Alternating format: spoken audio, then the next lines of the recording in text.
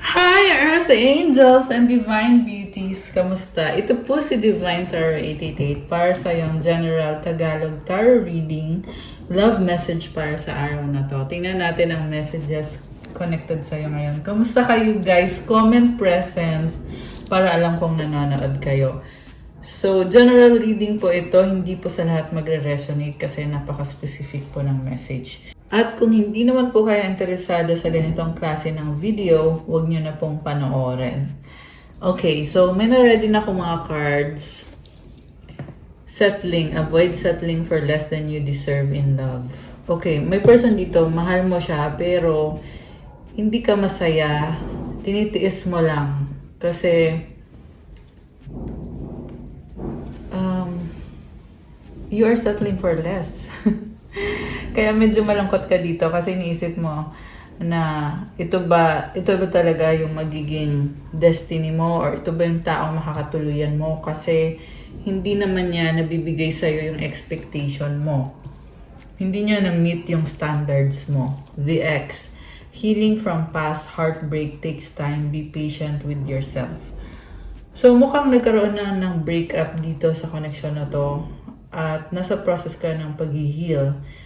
So, yung emosyon mo is minsan up and down eh. So, kailangan mong habaan yung pasensya mo or kailangan mong patawarin din yung sarili mo.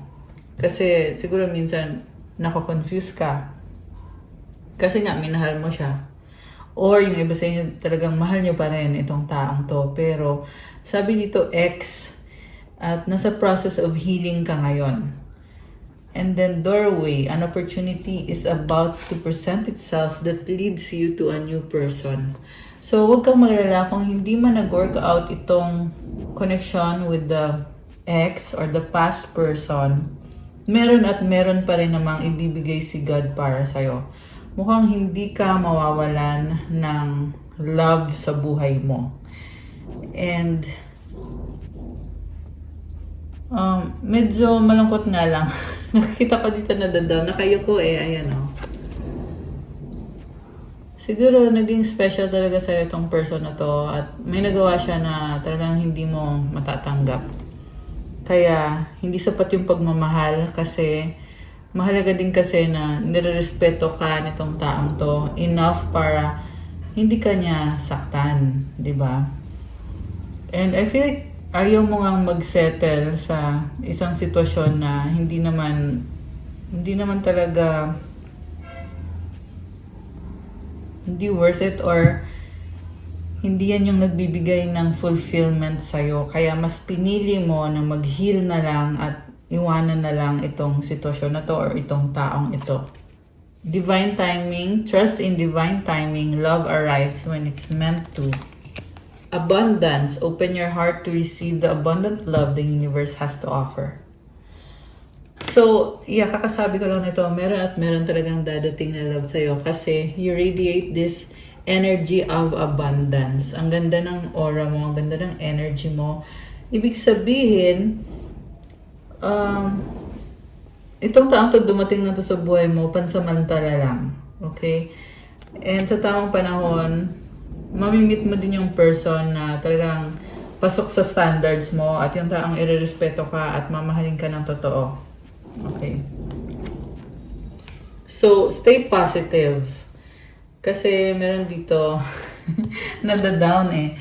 Kaya, reminder to sa'yo na porket hindi nag-work out itong connection na to, hindi ibig sabihin nun na hindi ka na magiging masaya. Kasi may abundance nga eh. Ibig sabihin ng abundance, hindi lang yan sa financial or sa pera. Kasama na din yan, overall yan sa life mo, sa love life mo, sa mga connection mo, sa relationships mo. Yeah, sa lahat ng aspeto ng buhay. And as long as, syempre, gagawin mo din yung part mo, syempre, nagpe-pray ka din, ibibigay naman sa'yo kung anong hinihiling mo. Star. O, diba? Kakasabi ko lang eh, this is wish granted. Your hope and optimism are a powerful love magnet for you right now. The more na mas positive ka, the more din namin na magnet mo yung mga blessings, opportunities, love. success sa buhay, sa career. So, the star is about healing and also about your dreams, your ambitions. Sa totoo lang, makita ko dito powerful ka kahit sabihin na natin na may mga bagay na hindi naman nag-work out para sa'yo. Pero still, nakikita ko dito yung gift na meron ka na binigay ni God para sa'yo na ginagamit mo naman sa tama. Kasi, ang lakas ng confidence mo dito. Alam mo sa sarili mo kung anong kaya mong gawin. At for many of you guys, meron na nga kayong narating sa buhay. Nakita ko dito parang nakakaluwag-luwag ka na. Ayan yung nakikita ko. So, remember, hindi to sa lahat magre-resonate, okay? Pero for this reading, yan yung nakikita ko dito na lumevel up ka na sa buhay. Kahit na hindi man perfect ang lahat, pero still, you need to be grateful kasi lagi kang lume-level up. Anticipation, embrace the sweet anticipation of love's arrival in your life. It's coming. Wow naman! So, nakikita ko dito, alam mo for sure na dadating itong tamang tao. Actually, nakikita ko hindi lang to sa love life ganun din sa career. Kung may hindi magandang nangyayari sa career mo, alam mo sa sarili mo na dadating na ngayon yung blessing. Kumbaga, if you went down, then there's no way to go but up. Sacrifice. Love may come with sacrifices. Evaluate what you're willing to give up. Oh, mukhang may desisyon na kailangan kang gawin ngayon. Connected sa pag-level up mo at sa pagpatuloy mo. Pagpapatuloy mo or may bagong simula na kasi dito So, you need to make a decision kung anong gusto mong mangyari sa life mo. At kasabay ng decision na yon, syempre, you will also take action. Closure. Not all connections are meant to be except closure. Okay. And the last one is sparks. Keep the sparks flying. Surprise each other with gestures of love. Alam mo, nakikita ko dito, may malaking decision ka. Kasi may nagtatapos na cycle. With this closure card and this anticipation, nagkaroon nga ng ending dito. Kaya ngayon, umuusad ka na, wala ka nang problemahin kasi nagsara na itong pintuan na to at pwede ka nang mag-create ng panibagong opportunities para sa sarili mo, bagong buhay. And it's full of fire, very passionate, may mga sparks flying, di ba? And patapos na nga pala yung year of the snake and papasok na yung year of the horse. Fire horse. So, this is a very fiery and passionate energy, kagaya ng year of the fire horse. Nakikita ko na babangon ka muli. Okay? Merong spark Ibig sabihin, this is the motivation within you, the passion within you para gawin kung ano man ang dapat mong gawin sa life mo. Pero this time, walang pressure Kasi, nagsara na yung pintuan. So, ibig sabihin, hindi mo na kailangan, wala ka na kailangan isipin, wala ka na kailangan balikan, wala ka nang problemahin. Just move forward. Nga pala, tumalon tong card na to. Hindi ko na pick up kagad, pero nasa gilid ko So, twin flame. Trust the magnetic pull of your twin flame. It will guide you towards them. Oh my gosh. So, wow. Alam mo, nakikita ko lumalakas yung intuition mo ngayong nasa bagong simula ka na. For some of you guys, na-attract niyo yung twin flame mo or yung soulmate mo, someone na magpapa-feel sa'yo na sobra kang special at special din yung connection ninyo nitong taong to or yung magiging relationship ninyo. Okay? Pero, like I said, hindi naman sa lahat magre-resonate. Lumabas lang kasi dito yung energy ng twin flame. Pwede din naman kilala mo na to at magkakaroon ulit ng reconnection sa inyo nitong person na to. Okay. Tingnan natin. Ano pa ba? Ano pa bang energies connected ngayon sa'yo? Tingnan natin. Okay. Ten of Swords. Oh my gosh. It is an ending. Alam mo itong ending na to, it's also a blessing. Sinasabi dito, tapos na. So, kailangan mo ipagpasalamat na nagtapos na isang cycle. Lalo na kung itong cycle na to, it cost you so much. Napagod ka. Okay? It took so much effort. Five of Swords. Okay, feeling mo ngayon natalo ka or siguro nga merong something dito na hindi mo in-expect yung magiging result na bagsak ka eh. Down. Connected to sa pangarap mo, pinapangarap mo sa buhay with this King of Cups na nagtiis ka. Okay? Alam mo, magkakaroon ng movement ulit. Andito si Six of Wands. So kung na-down ka man, actually, nasabi ko na to eh. Babangon ka ulit. There's nowhere to go but up. Ayan, the Fool. Bagong simula. Taking the leap of faith. Wow, I love it. Ngayon, wala nang makakapigil sa'yo. Sugatan ka, pero at the same time, now you have nothing to lose. Wala nang mawawala sa'yo. Napagdaanan mo na yung pinaka-worst. Ayan, Nine of Wands.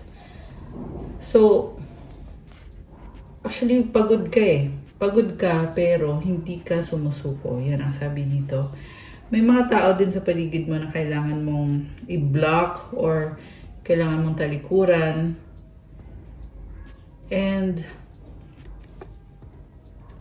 wala naman din silang magagawa.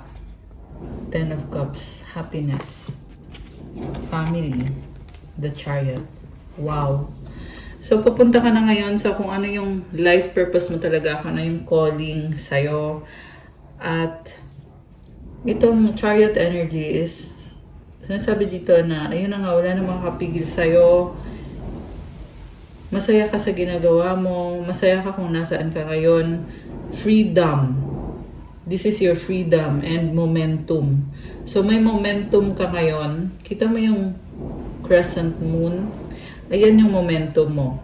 Okay, it symbolizes momentum na ibig sabihin, kahit ano man ang i-pursue mo, magiging successful ka, pwede mong ibigay lahat, yung pinaka-best mo. At makukuha mo yung success. For some of you guys, merong travel. And, this is your ultimate happiness. Sobrang saya mo ngayon. So, hindi porket naging down ka ay magiging lungkot-lungkutan ka. No. Kasi, marunong kang baguhin yung buhay mo. You know how to transmute the energy and to be better. To be a better person. A better version of yourself. Ngayon, gusto kong tingnan yung intention nitong person na ka-deal mo. Kung anong meron sa love connection ninyo. So, alisin ko muna to guys. Ayan. Okay. Tingnan natin ah.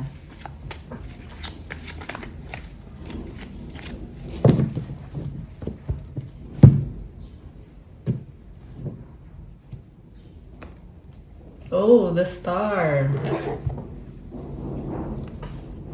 Crossed by the shadow side. Grabe naman to. Alam mo, parang yung sitwasyon mo ngayon, 50-50 ka eh. Part of you, sinasabi sa'yo na makukuha mo yung success, and then part of you, negative. So, it's only a matter of anong gagawin mo sa buhay mo or paano ka mag-move forward, paano ka uusad. Mukhang pagod ka eh, kaya nagkakaganyan. So, tingnan natin ha. Meron kang tinalikurang person. Okay.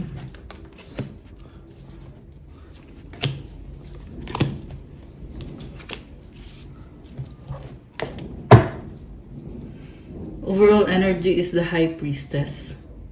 Nakikita ka nitong person na to as someone very mysterious and unpredictable at malakas ang intuition mo. So,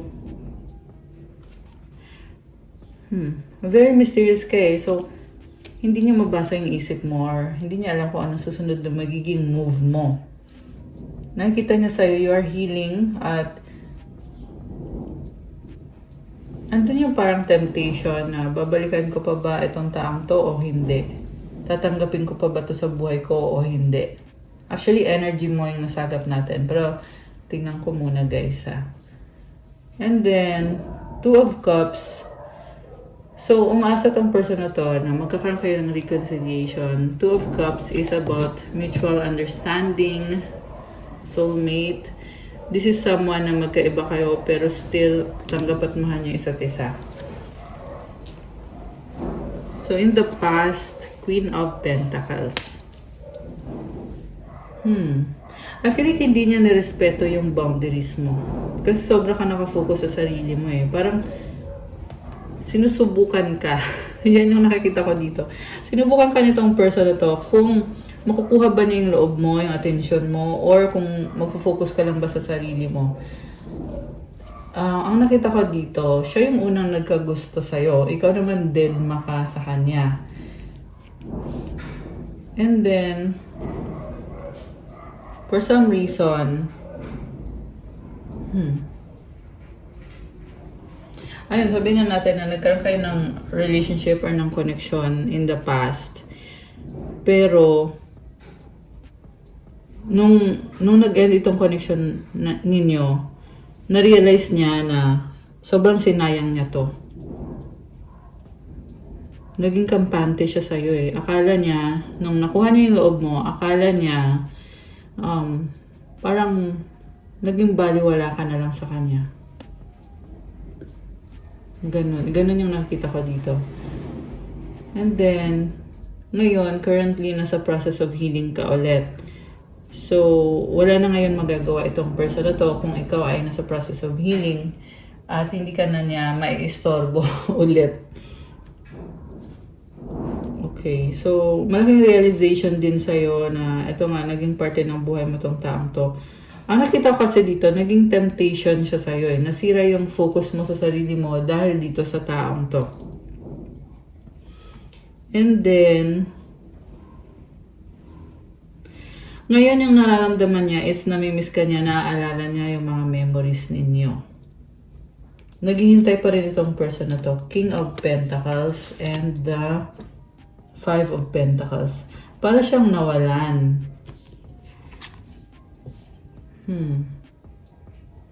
Also, nakikita ko dito, naging sobrang serious ka na ngayon na ayaw mo nang makipag-usap or baka feeling niya hindi mo siya pinapansin intentionally. Kasi naging King of Pentacles ka dito eh. So, sobrang serious na energy. Parang masyadong seryoso sa buhay, seryoso sa career, sa finances. Yung nakita ko sa connection na to, meron pang chance kung ipipilit ninyo or kung itatry ninyo. Pero at the same time, nakikita ko din na bakit mo naman itatry kung alam mo sa sarili mo na masaya ka on your own, na sa healing process ka. Kasi yung pinaka-focus mo is itong star, energy ng star, which is healing, wish granted, at connected din to sa mga pangarap mo sa buhay.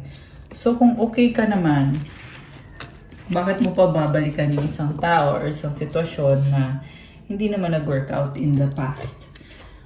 So, hindi nga niya mabasa yung isip mo. High Priestess yung tingin niya sa'yo. Kaya, hanggang tingin na lang siya. Itong person na to. Okay. So, tingnan ko guys ha. More on kasi yung nakikita ko dito is energy ng babae o yung nanonood. Although wala namang gender dito, pwede din naman tong baliktad. Okay. Tingnan ko muna. Page of Pentacles, the Hermit, King of Wands, Page of Swords, Justice. Wow! Oh, grabe. So, may pagpaplano na, alam mo yung nakikita ko dito, meron kang gustong ipaglaban eh. And you want to be a better person para sa sarili mo muna, hindi para sa kanya. So, you are strong. Ayan, andito yung justice card, oh. Alam mo kung anong tama at mali. Hindi ka maluloko, hindi ka pwedeng i-manipulate. So, what about yung person mo? O, so nakikita ko dito, guys, kahit ang daming pagsubok nangyayari sa'yo, talagang lumalaban ka, kaya sobrang strong mo. Kahit na naghirap ka, financially, nawalan ka, ayan o, 7 of Wands. Merong attack eh. Pero, lumalaban ka pa rin. You're so strong. Okay. Kuha ko ng mga messages. Kasi gusto kong malaman talaga kung ano pa yung intensyon nitong person na ka-deal mo. Anong intensyon ng person mo? Parang feeling niya hindi ka niya maistorbo. Gusto ko istorbo. Gusto niyang kunin yung atensyon mo or gusto niya na bigyan mo siya ng atensyon. Yun ang gusto niya. Parang gusto ka niyang i-distract sa purpose mo sa buhay. I am blocked. Ito na nga, hindi ka nga niya ma-access. Binlock mo siya. I am scared of rejection. I wish I could be fully honest with you. Hanggang tingin na lang siya sa'yo. Kasi mukhang alam niya na binlock mo siya, alam niya i-reject mo siya. Kaya gusto ka nga ngayon kausapin, yung nga lang hindi naman niya magawa. Kasi nga natatakot nga siya na baka i-reject mo lang siya. Painful memories. Grabe. So, ayun na nga, like I said, naalala niya yung mga memories ninyo, nami-miss ka niya, at masakit nga lang sa kanya kung ano yung naging outcome or kung saan humantong yung relasyon niyo or yung connection ninyo. Masakit yun sa kanya. The way I have treated you was wrong. Kasi nga, kasalanan din naman niya. Grabe. Sobrang pagsisisi. Why can't I tell you the truth? Again, gusto kanyang kausapin, pero natatakot siyang i-reject mo siya. Baka mapahiya siya. Nagigilty din siya kasi nga mali yung treatment niya sa'yo. Don't wait for me, please. Okay. Ano pa? I long for your kiss.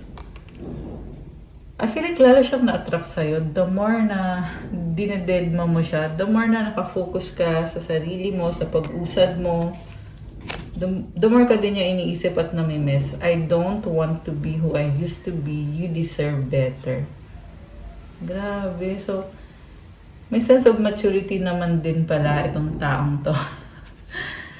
Kasi, alam nga niya na mali yung treatment niya sa'yo, kaya ayaw na niya gawin ulit sa'yo yon. Na-realize niya na baka nga iba nga yung deserve mo or iba yung makakatuluyan mo at hindi siya. Siyempre, masakit yun sa kanya, pero yun yung na-realize niya. I am better with my mind than my heart. Grabe. So, kasi nga, hindi niya maamin yung mga sinasabi ng puso niya. Kaya dinadaan na lang niya sa logic. I am the man. Egoistic din kasi. So, ibig sabihin, gusto niya siya yung dominante, siya yung may control. Pag hindi na niya makontrol, ayaw na niya. Pag napakan yung ego niya, syempre, hindi yan papayag. Ganon yung nakikita kong ugali. Which is actually hindi magandang ugali yun. Kasi relationship is dapat may harmony kayong dalawa. Diba? Dapat give and take kayo. Hindi yung iisa lang yung dominant. I don't know who I am anymore. You are too nice. I don't deserve your kindness. Ito pa. Pangit yung treatment niya sa'yo. Pero, sobrang kang mabait sa kanya. Kumbaga, kill them with kindness. Ganun yung ginawa mo sa kanya. You are too nice.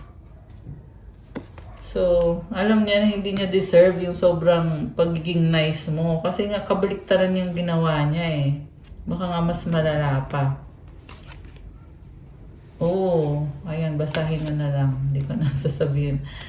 So, there is this attraction na mukhang naalala niya or nagre-reminisce siya sa mga moments na kasama mo siya.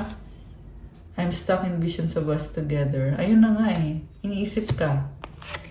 Grabe. I can't promise you anything. Oh, okay. Ngayon nakikita ko dito, gusto niya ng walang commitment. Ayan, natawa ako bigla. Okay, I wish I could understand you. And then, sa bottom of the deck, you've triggered me. Alam mo, masasabi ko lang sa'yo, it's not worth it. It's not worth it talaga.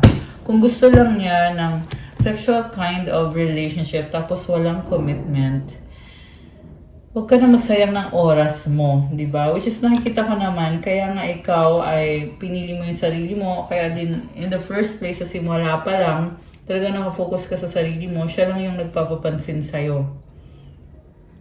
Kasi, hindi niya kaya mag-commit. Gusto lang niya kung ano yung pwede mong ibigay sa kanya, yung panahon mo, yung atensyon mo, yung pagmamahal mo. Pero, hindi ito yung klase ng tao na magbibigay ng healthy relationship sa'yo. So, ayun. Why waste your time? Ka magsasayang ng energy mo. Diba? Cupid, love is in the air when Cupid is around. Confusion, all seekers of truth will experience confusion. Ask the universe to provide the answers you need. So, minahal niyo yung isa't isa, pero sa dulo na nito kaya, ano ba to? Akala ko siya na yung the one para sa akin. Bakit nangyayari to? So, ganon. Enlightenment, with enlightenment, there is no separation. We realize that we are one with the divine. Be prepared to accept what fate has in store for you.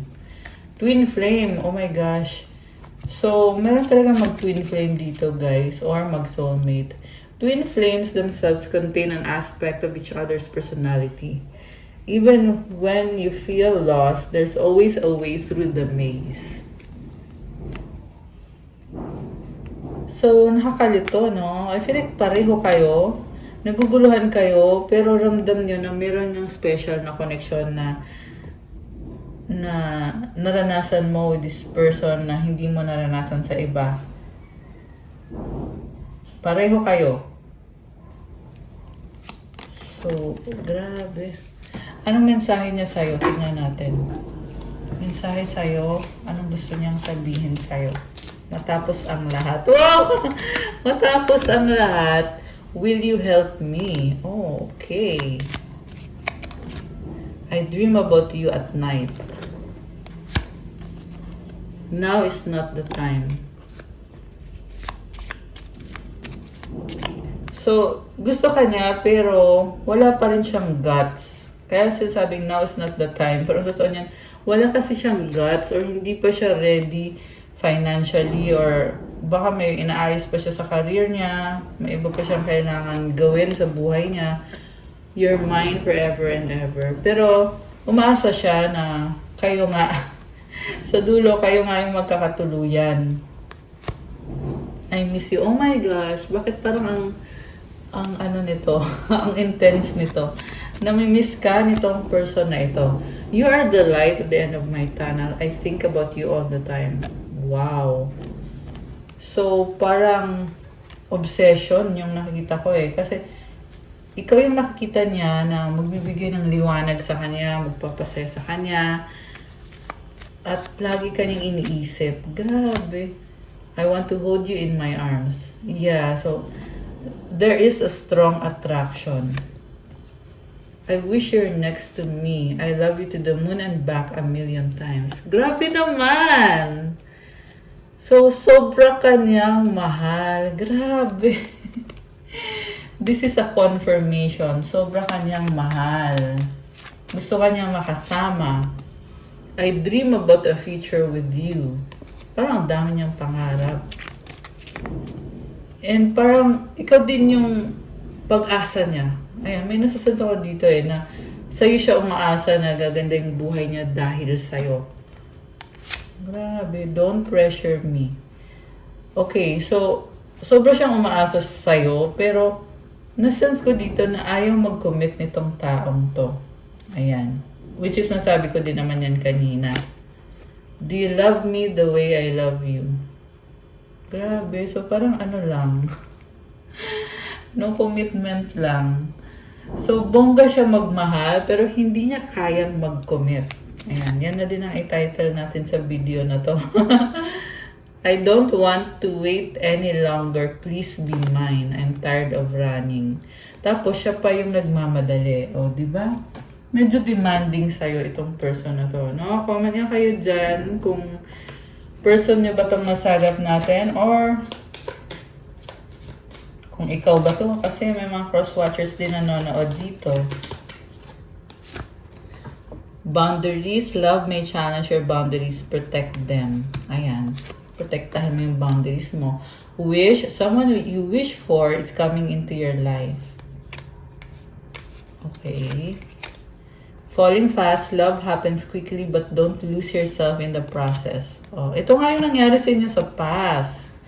Friendship, this connection is based on friendship. It may never develop into romance. Ayan, nauwi sa friendship. Nakikita ko dito ang bilis ng mga nangyari. Nauwi lang din naman sa hiwalayan. Baggage, emotional baggage can weigh down relationships, unpack it. Alam mo kung bakit naging baggage? Kasi maraming hindi na pag-usapan na kailangan sanang pag-usapan. So, you need to heal yourself.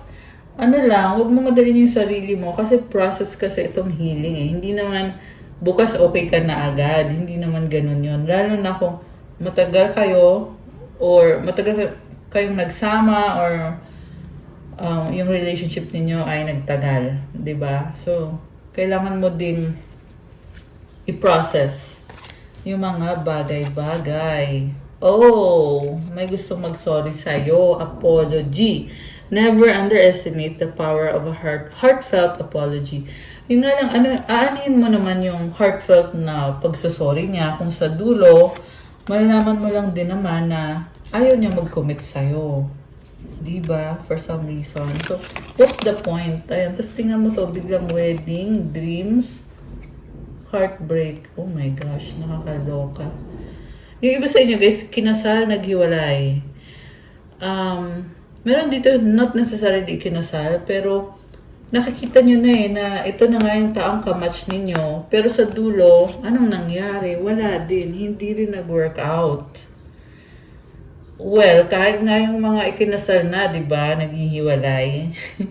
Paano pa kaya yung hindi pa dumadating sa point na ganon?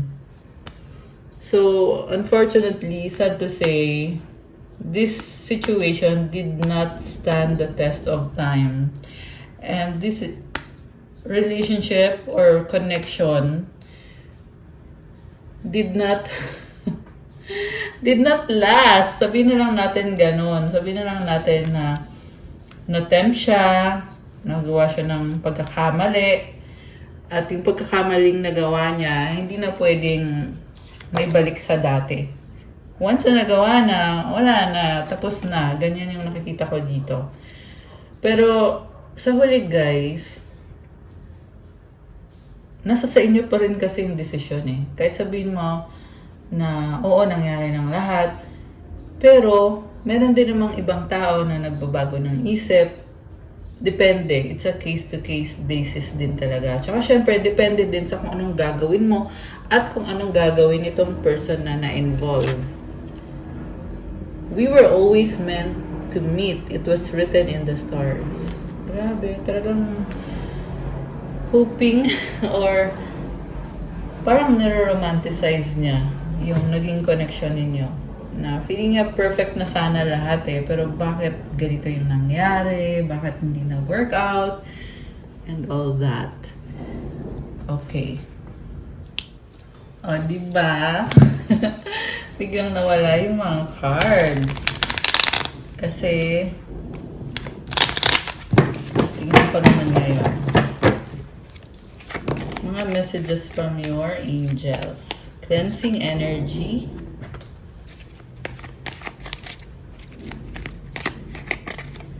spiritual warrior. Oh my gosh. Parang ang dami mong pinagdadaanan. Earth angel. Oh guys, comment, I am an earth angel. So, ang mga earth angel, may mission kayo dito sa earth na tumulong sa ibang tao para gumanang buhay nila. Well, iba-iba din kasi ng purpose eh. Pero, an earth angel is someone na talagang, ayun, tumutulong sa mga tao. Yun yung life purpose mo. Kaya ka spiritual warrior kasi marami kang pinagdadaanan along the way and siguro nga ngayon medyo nadadown ka. Pero, you are a spiritual warrior. Ibig sabihin, the angels are with you, pinoprotektahan ka, at malalampasan mo naman yan. Kailangan mo lang talagang lumaban.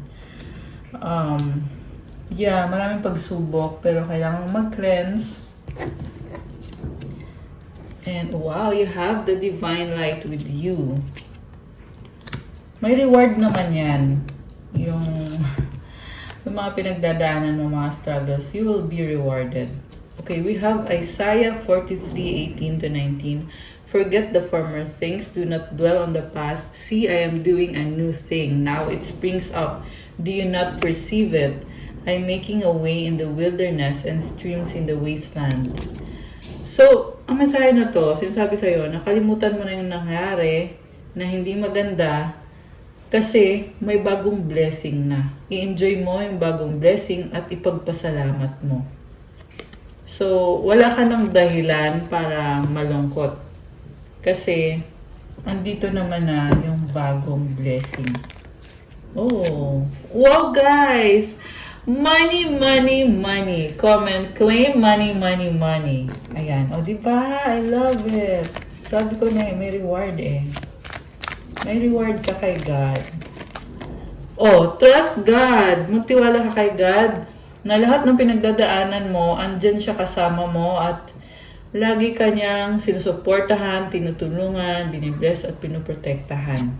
Empowerment. Wow, guys. I love it. So, si God ang nagbibigay sa'yo ng lakas, ng talino, ng kakayahan. You are beautiful. Wow. Comment, I am beautiful to claim this energy. 10-10. So, this is about growth. Okay, dito natin ilagay. Ano pa? Ay, tumalon. Ano to? Ancestors. Tinutulungan ka ng mga ancestors mo. 44-44, you are protected. 111. Okay. So, magpatuloy ka lang. Okay? Hindi mo kailangan malungkot. Hindi mo kailangan maging emosyonal. Kailangan mo lang ay magpasalamat kay God, humingi ng blessings kay God, at patuloy lang. Starseed. O, diba? Starseed na Earth Angel. So, again, may mission ka dito sa Earth. You are a magical person. Hindi ka ordinaryong tao. Kakaiba ka. So, give yourself a pat in the back. O, diba? Archangel Michael is with you at pinoprotektahan ka. Binibigyan ka ng divine light. You are a leader. Wow. At connected to sa money. O, diba? You could be someone na you generate a lot of money. I love it. Ano pa? What else? Healthy mind. Comment, I have a healthy mind. So, John 6:53, Jesus said, very truly I tell you, unless you eat the flesh of the Son of Man and drink his blood, you have no life in you. Whoever eats my flesh and drinks my blood has eternal life. So, yeah, si Jesus to eh. I mean, if you accept Jesus as your Savior, then you have life. Mabibless ka. Repentance. Oh. Alam mo sinasabi dito na if you have Jesus in your life, nabibigay siya ng kapatawaran. Okay? At dahil sa kapatawaran na yan, at kung ikaw din naman ay nagsisisi sa mga kasalanan mo or mga nagawa mong pagkakamali, you are repentant, then after that, binibless ka ni God. At binibigyan ka ng kung ano man yung gusto mong mangyari sa buhay mo, tinutulungan ka. Angelic presence. Oh my gosh. I love that. Okay, meron pa ba or wala na? Actually, ang dami na ng message eh. 888! So again, this is about money and abundance. Comment 888 to claim. Angels. Grabe, daming angels ah. Solar plexus chakra. Ayan, laban lang. You're very authentic. Oh, di ba? My wealth. Comment, claim wealth. I-claim mo na yan. Claim, claim, claim. Money, money, money. Okay. Dami ng message. Nasa right path ka ngayon. Sacral chakra is about your creativity. And the last one is meant to be 1, 2, 3. Ayan. Okay. Kuha kita ng sagot sa wish mo. So, isipin nyo ngayon yung wish nyo. Okay. Wish. Make a wish. Isang wish lang.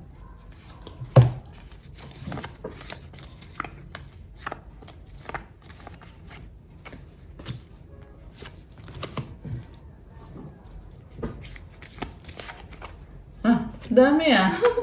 Daming yellow na cards. And advice. Nga pala pa-like po ng video kung hindi nyo pa na-like. Comment, subscribe. Let me know kung bago ba kayo dito or kung matagal pa na kayong subscriber. Para ma-acknowledge nyo na kailangan nyo ng gabay at masagap natin yung kwento ng buhay nyo sa mga readings na ginagawa natin. Okay. Isa pang advice. Okay. Ready na ba kayo? Buksan natin ang sagot sa wish nyo. Comment, ready now. At bubuksan natin to. Kung hindi pa kayo ready, hindi pa natin pwedeng buksan. Char. Joke lang. Okay. So, comment, I'm ready. Ano, ready na. Okay. So, bubuksan ko na guys. Ang sagot sa wish mo ay choose a new direction. At kung kailan mangyayari ang wish mo, not the right time, perfect timing, in the near future. Wow guys, oh my gosh. Bakit this is something big na hindi binigay sa'yo ngayon pero merong perfect timing. At dadating yan in the near future. So ngayon, kailangan mong pumili ng bagong direksyon. Nabanggit ko to kanina na yung desisyon na kailangan gawin ngayon. Ayan. At ang advice sa'yo ay opportunity. Wow naman! Daming money! Oh my gosh! I love it for you! Umaabot na blessings from heaven. Tingnan mo, nakaangat yung mga kamay niya. Kasi talagang bumabagsak from heaven itong mga gold coins. Grabe. I-claim nyo na yan, guys. So, move your body. Thank you, angels, for motivating me to move my body and energy. So, kasi kapag gumagalaw-galaw ka physically, then yung energy mo, ganun din, nagkakaroon ng movement. Leap of faith, I'm ready to take a leap. Angels, thank you for doing it with me. Oh my gosh! Nasabi ko to kanina na wala nang mawawala sa'yo ngayon. And you are bound to take the leap of faith at andyan yung mga angels mo. Tingnan mo may stars, oh. May liwanag. I love it. May pa-angel wings. Ito pa, ang dami mga stars. So, advice is positivity. Ang cute pa ng card. If you can find even one thing to be grateful for, it will restore you to the light. Please, dear God, let me always feel gratitude for something, even a tiny thing, in even the hardest situations. So, ayan guys, kahit gaano man kahirap ang sitwasyon mo, since hindi ko kayo nakakausap personally, pero I know, some of you guys, mahirap yung sitwasyon ninyo. Okay? Pero, kailangan mo pa rin magpasalamat kahit sa maliit na bagay lang. Maliit man o malaki, blessing yan galing kay God. At kapag ikaw nagpapasalamat, binabalik yung liwanag sa loob mo. Kaya gawin mo yan at i-feel mo yung gratitude sa puso mo, sa isip mo at sa katawan mo. Kasi it will restore you to the light. So, be always grateful kasi pag nasa liwanag ka, ibig sabihin andyan si God, andyan ang Holy Spirit sa'yo. Ayan, be always positive in your words, in your thoughts, and in what you do. Ang cute ng card. I love it. So, that's all for our love message for today. Please like, comment, subscribe, hit the notification bell. Let me know kung nag-resonate ba. Kung kailangan nyo ng gabay, kung nag-resonate kayo at kailangan nyo ng more information, pwede kayo magpa-private reading. Message nyo ako sa Viber or sa WhatsApp. Nasa description box po yung contact details ko. I-click nyo po dyan at din kayo mag-message sa akin sa Viber or sa WhatsApp. Thank you so much, Earth Angels and Divine Beauties. I love you guys. Have a good day. God bless you all. Stay safe. See you again soon. Bye!